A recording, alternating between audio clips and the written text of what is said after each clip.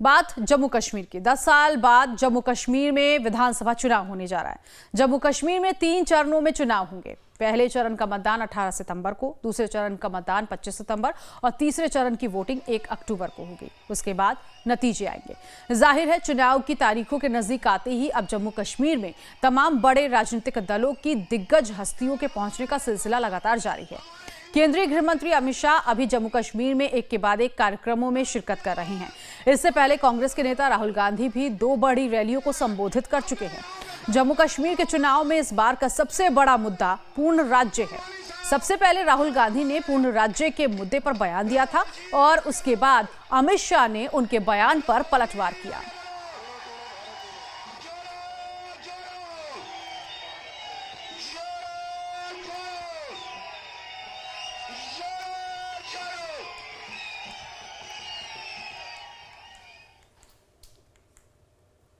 तो जम्मू की रैली में गृह मंत्री अमित शाह का आक्रामक तेवर देखने को मिला। कार्यकर्ताओं के सम्मेलन में अमित शाह ने राहुल गांधी के पूर्ण राज्य के दर्जे वाले बयान को लेकर पलटवार किया।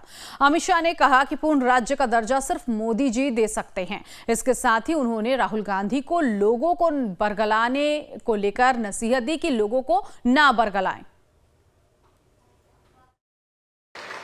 ये राहुल बाबा नेशनल कॉन्फ्रेंस कहते हैं कि हम जम्मू कश्मीर को स्टेट का स्टेटस वापस देंगे। अब मैं यहां अब्दुल्ला साहब और राहुल बाबा को पूछना चाहता हूं कि भैया आप कैसे वापस दोगे, बताओ। कौन वापस दे सकता है? बड़ा जोर से बोलो, कौन दे सकता है? कौन दे सकता है? ये क्या आप जम्मू कश्मीर की जनता को मूर्ख बना रहे हो भाई? सब में अकल है।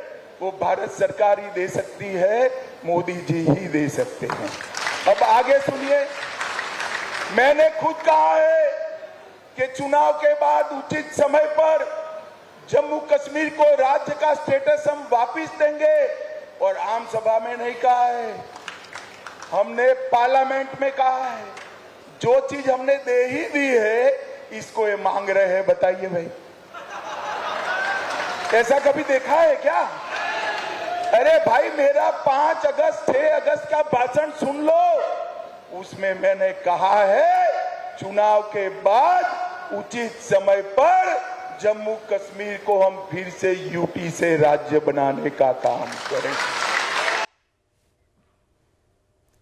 तो अमित शाह को आपने सुना। पूर्ण राज्य वाले बयान को लेकर अमित शाह ने राहुल गांधी पर पलटवार किया। अब ऐसे में जम्मू कश्मीर की रैली में राहुल गांधी ने पूर्ण राज्य के मुद्दे पर क्या कुछ कहा था, सुनवाते हैं आपको। भाइयों और बहनों, पहली बार हिंदुस्तान के इतिहास में पहली बार स्टेटहुड छीना गया है। यूनियन टेरिटरी को पहले यूनियन टेरिटरी को स्टेट बनाया गया था। स्टेट को बांटकर 2 स्टेट बनाए गए। तेलंगाना बना, छत्तीसगढ़ बना, उत्तराखंड बना, अरुणाचल को स्टेट बनाया गया। मगर पहली बार हिंदुस्तान के किसी स्टेट को रद्द करके लोगों का जो हक है वो छीना गया। पहली बार हुआ है। ऐसे हिंदुस्तान के इतिहास में, मॉडर्न इंडिया में यह काम पहले कभी नहीं किया गया है। गृहमंत्री अमित शाह ने कहा कि आजादी के बाद पहली बार जम्मू कश्मीर में एक झंडा और एक प्रधानमंत्री देखने को मिल रहा है। अमित शाह ने यह भी कहा कि पहले 10% मतदान हुआ करते थे, लेकिन अब 58% मतदान यहां होते हैं और ये बहुत बड़ी उपलब्धि है। जब से देश आजाद हुआ, पहली बार जम्मू कश्मीर का मतदाता 2 झंडे नहीं, एक तिरंगे के नीचे अपना मतदान करेगा। पहली बार 2 संविधान नहीं, भारत के संविधान जिसको बाबा साहेब आंबेडकर ने बनाया, इसके नीचे हमारा वोटिंग होने जा रहा है। और पहली बार अभी इस पूरे जम्मू कश्मीर सूबे में कभी प्रधानमंत्री नहीं बैठ सकता।